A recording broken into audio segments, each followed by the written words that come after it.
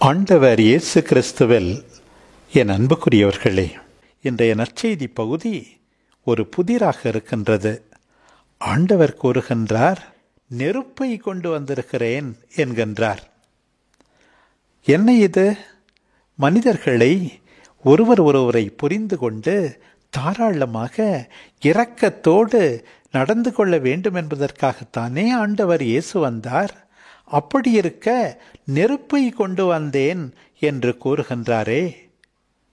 நான் பெற வேண்டிய திருமுழுக்கு ஒன்று உண்டு என்றெல்லாம் சொல்லுகின்றாரே. சமாதானத்தை அன்று பிளவையே உண்டாக்க வந்தேன் என்றெல்லாம் சொல்லுகின்றாரே என்கின்ற கேள்வி நமக்கு எழுகின்றது.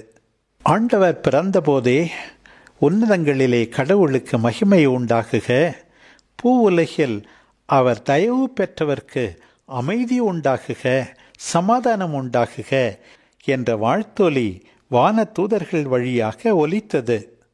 10ஆம் அதிகாரத்தில் சீடர்களை நற்செய்தி அறிவிக்க, நோயாளிகளை குணப்படுத்த, பேய்களை ஓட்ட அனுப்பும் போதும் எல்லாருக்கும் சமாதானத்தின் செய்தியை அறிவிக்க வேண்டும் என்று ஆண்டவர் பணித்தார். அந்த ஆண்டவர் நீதிமான்களை அல்ல, பாவிகள் மனம் திரும்ப வேண்டும் என்று அவர்களை அழைக்கத்தான் வந்தார். லூக்கா நற்செய்தி 5ஆம் அதிகாரம் 32வது வசனம், மனுமகன் இழந்ததை தேடி மீட்கவே வந்தார் என்றும் குறிப்பிடுகின்றார். லூக்கா நற்செய்தி 19ஆம் அதிகாரம் 10வது வசனம். இத்தகைய ஆண்டவர் மண்ணுலகில் தீ மூட்ட வந்தாரா? அது இப்பொழுதே பற்றி எரிந்து கொண்டிருக்க வேண்டும் என்று விரும்புகின்றாரா எனும்போது, அந்த தீ காட்டையோ நகரத்தையோ எரிக்கின்ற தீ அல்ல. யாக்கோபும் யோவானும் சமாரியர்கள் மீது விழ வேண்டும் என்றார்களே, அத்தகைய தீ அல்ல. பழைய ஏற்பாட்டில் இறைவாக்கினர்கள் குறிப்பிட்டது போல தீர்ப்பிடுதலையும் தண்டனையையும் குறிக்கின்ற தீ அல்ல. மாறாக ஆண்டவர் குறிப்பிடுகின்ற தீ அன்பு தீ. ஏனோ தானோ என்று சீடத்துவ வாழ்க்கையில் ஈடுபடாமல் முழு மூச்சோடு, சக்தியோடு, வல்லமையோடு செயல்பட தூண்டுகின்ற அன்பு தீதான் ஆண்டவர் உரைப்பது.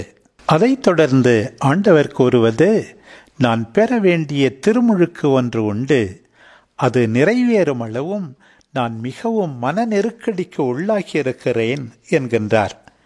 மாற்கு நற்செய்தி 10ஆம் அதிகாரம் 38வது வசனத்தில் தன்னுடைய இறப்பைத்தான் ஆண்டவர் தாம் பெற வேண்டிய திருமுழுக்கு என்று குறிப்பிடுவதாக நாம் புரிந்து கொள்கிறோம்.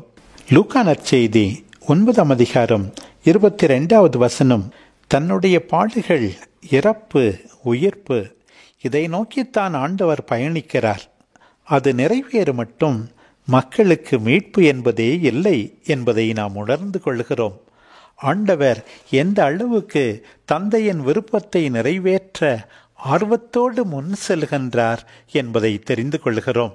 இறுதியாக ஆண்டவர் உரைப்பது, மண்ணுலகில் அமைதியை ஏற்படுத்த வந்தேன் என்றா நினைக்கின்றீர்கள்?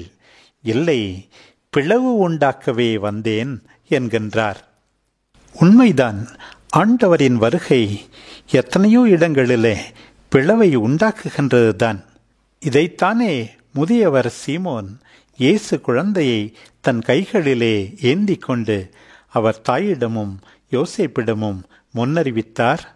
ஆண்டவரை ஏற்றுக்கொள்கின்ற, அவருடைய நற்செய்தியை ஏற்றுக்கொள்கின்ற அத்தனை பேரும் தீமையை எதிர்க்க வேண்டும். அநீதியோடு சமரசம் செய்து கொள்ளக்கூடாது.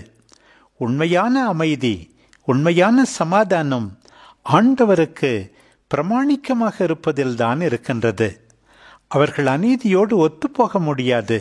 We can't be neutral before Christ.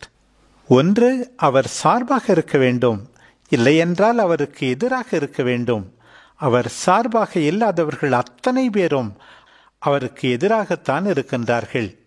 இன்றைய குடும்பங்களிலே, சமூகங்களிலே, உலகிலே நற்செய்திக்கு எதிரான எத்தனையோ காரியங்களை நியாயப்படுத்த முயற்சி நடந்து கொண்டே இருக்கிறது.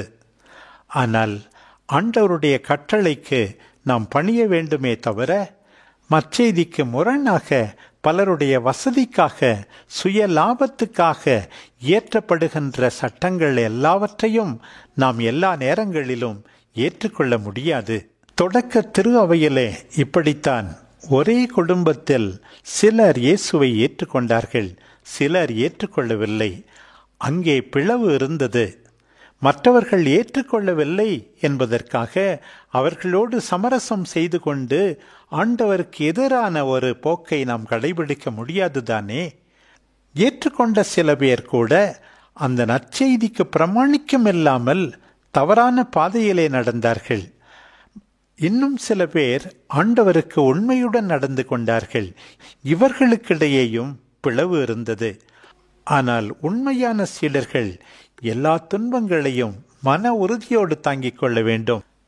எபிரேயருக்கு எழுதப்பட்ட திருமுகத்திலே நாம் வாசிப்பது போல 12ஆம் அதிகாரம் 3வது வசனம், பாவிகளால் தமக்கு உண்டான எந்த எதிர்ப்பையும் மன உறுதியோடு தாங்கிக் கொண்ட இயேசுவை எண்ணி பாருங்கள். அப்போது நீங்கள் மனம் சோர்ந்து தளர்ந்து போக மாட்டீர்கள். பாவத்திற்கு எதிரான போராட்டத்தில் இரத்தம் சிந்தும் அளவுக்கு நீங்கள் இன்னும் எதிர்த்து நிற்கவில்லை என்று வாசிக்க கேட்கிறோம். பிரியமானவர்களே, ஆண்டவரில் இந்த நாட்களில் நம் நம்பிக்கையை ஆழப்படுத்திக் கொள்வோம். அன்பை ஆணி வேராக, அடித்தளமாக நம் வாழ்வுக்கு கொண்டிருப்போம். கடவுளின் முழு நிறைவை பெற்றுக்கொள்வோம். ஆண்டவருக்காக தீமையை துணிவோடு எதிர்த்து நிற்போம். உண்மையான அமைதி என்பது நம் ஆண்டவருக்கு பிரமாணிக்கமாயிருப்பது, அவருடைய மதிப்பீடுகளின்படி வாழ்வது என்பதை உணர்ந்திருப்போம். ஆமென்.